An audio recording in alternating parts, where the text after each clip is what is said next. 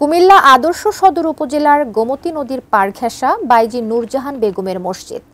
প্রায় ২৫০ বছর আগে তৈরি করা এই মসজিদ কালের সাক্ষী হয়ে দাঁড়িয়ে আছে। সম্প্রতি এই মসজিদ নিয়ে এটিএন নিউজে সংবাদ প্রকাশের পর নড়েচড়ে বসেছেন প্রত্নতত্ত্ব অধিদপ্তরের কর্মকর্তারা। কুমিল্লা প্রতিনিধি হুমায়ুন কবির জীবনের পাঠান তথ্যচিত্রে মোহাম্মদ সোহাগ বিশ্বাসের ডেস্ক রিপোর্ট। ঝোপঝাড় আর স্থানীয়দের দখলদারিত্বের কারণে বিলীন হওয়ার পথে ২৫০ বছর আগের নূরজাহান বেগমের তৈরি এক গম্বুজ বিশিষ্ট মসজিদটি। স্থানীয়দের কাছে মসজিদটি নটি বিবি বা বাইজির মসজিদ নামেও সুপরিচিত। মসজিদ নির্মাণ বা এই মসজিদটি নিয়ে নানা গল্প থাকলেও এর প্রত্নতত্ত্বের রয়েছে আলাদা গুরুত্ব। গোমতী নদীর উত্তর তীরে মাঝিগাছা নন্দীর বাজার সড়ক ও বেড়িবাঁধের সংযোগস্থলে মসজিদটি দেখা যায়। এক গম্বুজ বিশিষ্ট এ মসজিদটির দৈর্ঘ্য ৬.৪ মিটার, প্রস্থ ৫.১ মিটার, দেয়ালগুলো ৮২.৫ সেন্টিমিটার পুরো। মসজিদের পূর্ব, উত্তর ও দক্ষিণ দেয়ালে একটি করে প্রবেশ পথ রয়েছে। মসজিদটির সর্বমোট প্রবেশ পথ হল ৩টি। মসজিদটি নির্মাণে পাতলা ইট, চুন ও সুরকির ব্যবহার করা হয়েছে। মসজিদের প্রবেশ পথগুলোর উচ্চতা ১.৮ মিটার ও প্রস্থ ৮২.৫ সেন্টিমিটার।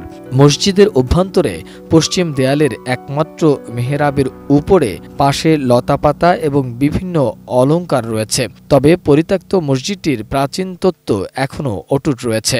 এটা মসজিদ, আমরা এইখানেই থাকি। আর যিনি করছেন উনি একজন মহিষী নারী, আমরা এই জায়গাতেই থাকি। যিনি মারা গেছেন তার অতীত নিয়ে আমরা কেউ ভালোভাবে জানি না। তার বর্তমানটা যা দেখা যাচ্ছে তার উপরে আমরা আলোচনায় থাকি। আমার মনে হয় এটাই ভালো হবে। আর আমি চাই এই মসজিদটা উদ্ধার হোক, এটা পুরাকীর্তি হিসাবে এটা স্থান পাক। এদেশের সকল ধর্মপ্রাণ মুসল্লি এবং মুসলমানদেরকে এদেশে অনেক আলেম ওলামাগণ আছেন, তারা এই বিষয়ে মতামত দেবেন। যদি এখানে নামাজও চালু করা যায় তাহলে অবশ্যই সেটা ধর্মের জন্য এবং স্থানীয় মানুষের জন্য অনেক ভালো হবে।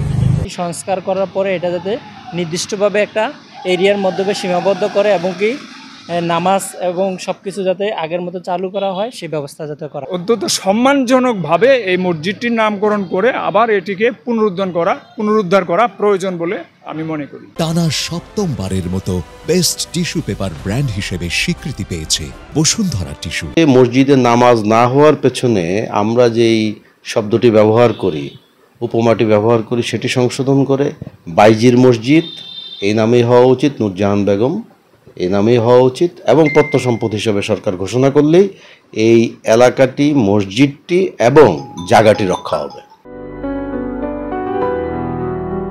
মসজিদটি নিয়ে এটিএন নিউজে সংবাদ প্রকাশের পর গেল বৃহস্পতিবার দুপুরে চট্টগ্রাম ও সিলেট বিভাগের প্রত্নতত্ত্ব অধিদপ্তরের আঞ্চলিক পরিচালকের নির্দেশে একটি বিশেষ টিম মসজিদটি পরিদর্শন করেছে। মসজিদটি সংরক্ষণে ঊর্ধ্বতন কর্তৃপক্ষের কাছে রিপোর্ট পাঠাবেন বলেও জানান প্রত্নতত্ত্ব অধিদপ্তরের এই কর্মকর্তা।